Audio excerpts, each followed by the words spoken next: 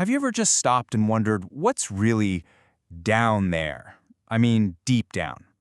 We're told it's all just rock and magma, right? But for centuries, there's been this wild, persistent idea that our world isn't solid at all, that it's hollow, and that hidden right beneath our feet is another world entirely, maybe even a whole civilization. Today, we're diving into the mystery of the hollow Earth. And it all starts with words like these. This quote comes from a legit American hero, an explorer named Admiral Richard E. Byrd. When a guy like that talks about a great unknown beyond the pole, well, it gets people thinking. And those words became the launch pad for one of the biggest, most out-there conspiracy theories of our time. So, let's get into the story. It begins in the freezing cold, with this highly decorated naval officer.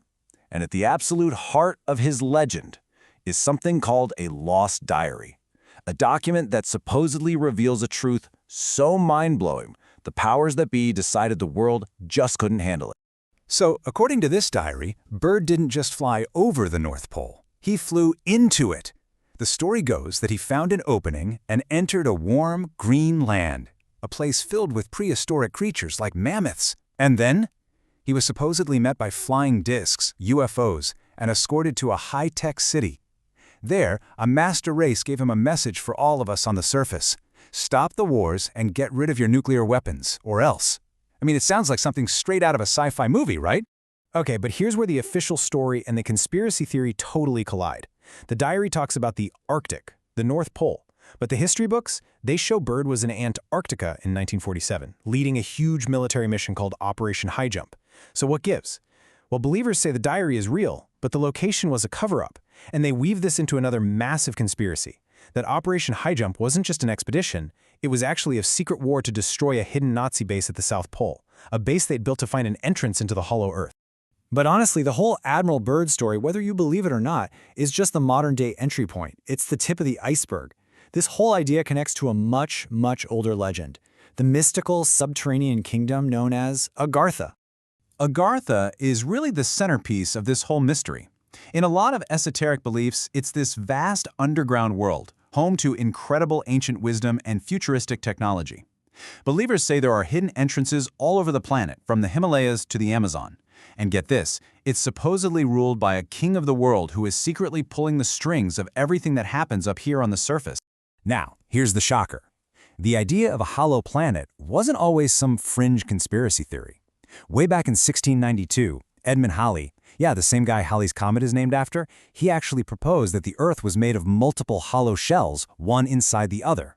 He wasn't just making it up, he was trying to explain why compasses were acting so weirdly. He even thought these inner worlds could be inhabited. This wasn't mythology. For him, this was cutting-edge science. Now, as you go down this rabbit hole, you'll hear another name pop up a lot, Shambhala. And it gets kind of confusing. Are Agartha and Shambhala the same place? Well, it depends on who you ask.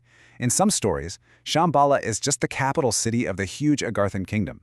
In Tibetan Buddhism, though, Shambhala is its own separate mythical place of peace. And then there are darker versions, where Agartha and Shambhala are actually rival kingdoms, one good, one evil, fighting a secret war for control right under our feet.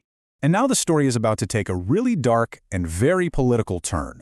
This ancient myth didn't just stay in old books and legends. Oh no, it got dragged right into the middle of some of the most intense and controversial events of the last 100 years.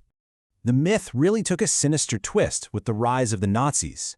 There was this influential occult group called the Thule Society, which was a big deal in the early Nazi party, and they were absolutely obsessed with Agartha. They believed it was the secret homeland of a so-called Aryan master race. They even hijacked one of its supposed symbols, the swastika, twisting this ancient symbol of good fortune into the icon of pure hatred we know today. You'd think the story would end there, but it didn't. In the 2000s, the myth of Agartha suddenly reappeared in the most shocking place imaginable, the official government indictment for the Ergenekon case in Turkey. This was a massive, controversial trial where high-ranking officials were accused of trying to overthrow the government. And this quote from a Turkish online forum just shows you how deep these ideas can run. The user speculates, and I'm translating here, I have a theory. Agartha equals the Turks. In the Ergenekon legend, where Turks come out from behind a mountain, maybe some of them stayed behind and created Agartha. This is incredible. It directly links this global conspiracy theory to a foundational national myth, blurring the lines between legend, politics, and identity. Okay, We've explored the myths, the diaries, the conspiracies, and it's one hell of a story. It's compelling. But after all that, we have to ask the big question. Is any of this even remotely possible? It's time to bring in the science. So, what is the truth? We've heard about hidden suns, mammoths, and super advanced civilizations living under our feet. But what happens when you strip away all the stories and just look at the cold, hard laws of physics? What's really left of the hollow Earth theory? Well, science has a pretty clear four-part answer that basically debunks the whole thing. First, seismic waves. After an earthquake, waves travel all the way through the planet, and we can track them. Their path proves they're moving through a liquid outer core and a solid inner core. No empty space. Second, gravity. We know how much the Earth weighs, and for the math to work, the core has to be incredibly dense. Third, our magnetic field. You know, the thing that protects us from being fried by the sun? It's created by a churning, molten iron core. A hollow planet just wouldn't have one. And finally, just basic physics. A hollow ball this big would literally collapse in on itself from its own gravity.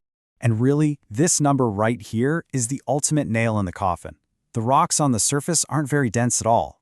So for the average density of the entire planet to be this high, 5.513 grams per cubic centimeter, the center has to be made of something insanely heavy. This one measurement completely rules out the idea of a giant empty space inside our planet. So if the science is so crystal clear, why are we even talking about this? Why does this idea of a hollow Earth and the legend of Agartha just refuse to die? Well, the answer has nothing to do with geology and everything to do with the power of a good story. The myth is still alive and well because it's seeped into every corner of our culture.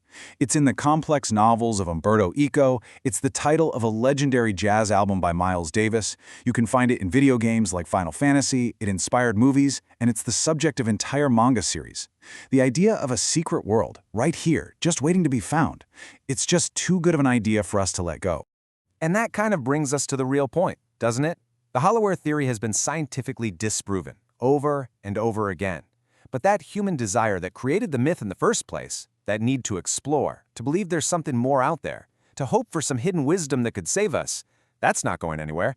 Because even if the world beneath our feet is solid rock, our imagination will always save a little space for a hollow Earth.